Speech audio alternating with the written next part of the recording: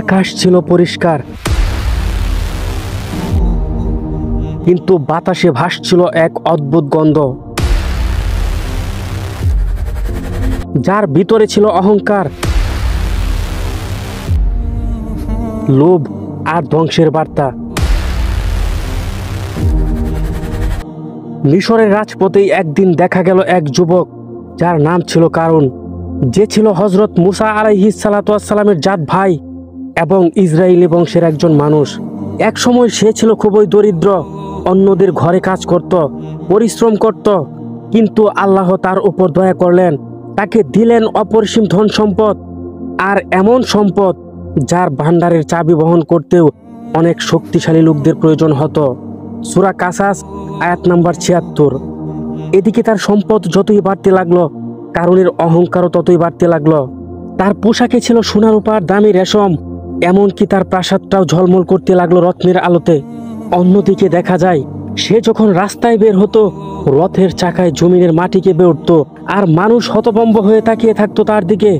এরপর একদিন হযরত মুসা আলাইহিস সালাতু ওয়াস সালাম কারুনের কাছে এসে মৃদু কণ্ঠে বললেন, হে কারুন, আল্লাহ তোমাকে এই সম্পদ দিয়েছেন, তুমি যেন এর মাধ্যমে আখিরাতের কল্যাণ লাভ করো, কিন্তু দুনিয়ার অংশ ভুলে যেও না, আর অহংকারীদের পথে চলো না, কারণ আল্লাহ অহংকারীদের পছন্দ করেন না।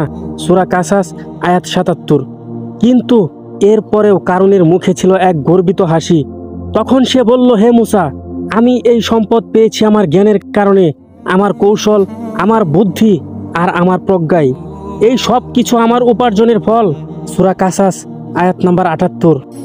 মুসা আলাইহিস সালাতু ওয়াস সালাম তখন কারুনকে সতর্ক করলেন, হে কারুন, সাবধান, এমন কথা বলো না যা আল্লাহ তোমাকে দিয়েছেন তিনি চাইলে মুহূর্তেই কেড়ে নিতে পারেন। কিন্তু কারুনের অহংকার ছিল আকাশ ছোঁয়া। সে হেসে বলল, আমাকে উপদেশ দিও না মুসা, আমার ধন সম্পদের কাছে তোমার কথার কোনো মূল্যই নেই। তখন তার জাতির মানুষও বলল, হে কারুন, অহংকার করো না, আল্লাহ অহংকারীদের পছন্দ করেন না।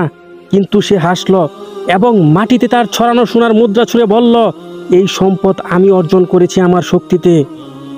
অন্যদিকে কারুন কিন্তু শুধু তার অহংকারেই থেমে থাকেনি, সে চেয়েছিল মুসা আলাইহিস সালাতু ওয়াস সালামকে অপমান করতে।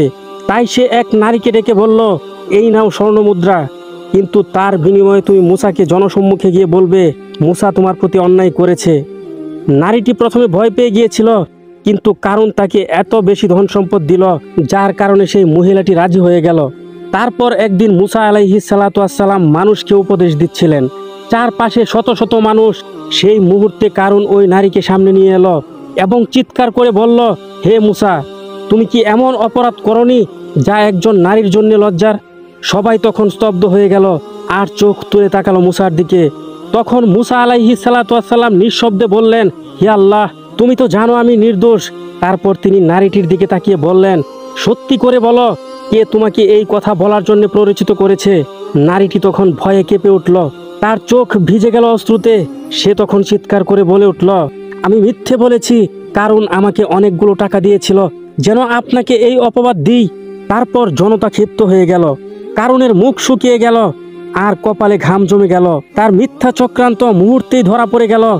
মুসা আলাইহিস সালাতু ওয়াস সালাম তখন কাঁপা কাঁপা কণ্ঠে আকাশের দিকে হাত তুলে বললেন, হে আল্লাহ, তুমি তো সবকিছুই দেখলে, এবার তুমি নিজেই বিচার করো এই অহংকারী কারুনের। ঠিক তখনই আকাশে এক ভয়ঙ্কর বজ্রধ্বনিতে চারদিক কেঁপে উঠল। তারপর আকাশ থেকে আল্লাহ তাআলার হুকুম আসলো, হে পৃথিবী, তুমি তোমার বুকে কারুনকে গ্রাস করো। ঠিক তখনই তার পায়ের নিচের মাটি কেঁপে উঠল, ভূমি ফেটে গেল। কারুন চিৎকার করে বলতে লাগলো, হে মুসা, আমাকে ক্ষমা করো, আমি ভুল করেছি, আমাকে বাঁচাও। কিন্তু তখন অনেক দেরি হয়ে গেছে। পৃথিবী ধীরে ধীরে তাকে টেনে নিতে লাগলো। প্রথমে তার প্রাসাদ, তারপর ধনভাণ্ডার, এমনকি তার চাকর বাকর সহ সব কিছুই তলিয়ে গেল মাটির গভীরে। শেষে কারণ নিজেও ডুবে গেল চিরতরে পৃথিবীর গর্ভে।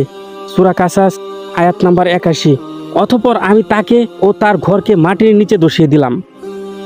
এরপর ধুলো ও ধোঁয়ার মধ্যে নিস্তব্ধ পড়ে রইল সেই স্থান, যেখানে একসময় প্রাসাদ ছিল, এখন শুধু ধ্বংসের চিহ্ন। মানুষও চুপচাপ তাকিয়ে রইল। আবার কেউ কেউ বলল, হা, যাকে আমরা এতদিন এত দাপটশালী মনে করতাম, আজ সে মাটির নিচে হারিয়ে গেল। বন্ধুরা, এই কাহিনী শুধু গল্প নয়, এটি এক ভয়াবহ সতর্কবার্তা। ধন, জ্ঞান, ক্ষমতা, এই সব কিছুই আল্লাহর দান। যে আল্লাহর দানকে নিজের কৃতিত্ব বলে মনে করে, আল্লাহ তাকে এমন জায়গায় ফেলে দেন যেখান থেকে আর কখনো ফেরার পথ থাকে না। কারুনের কাহিনী বলে দেয়, অহংকার যত বড়ই হোক, আল্লাহর বিচার তার চেয়েও বড়। সবাইকে ধন্যবাদ, সকলেই ভালো থাকবেন। আর আপনি যদি এখনো আমার চ্যানেলটি সাবস্ক্রাইব না করে থাকেন, এখনই সাবস্ক্রাইব করে বেল আইকনটি বাজিয়ে দিন। আল্লাহ হাফেজ।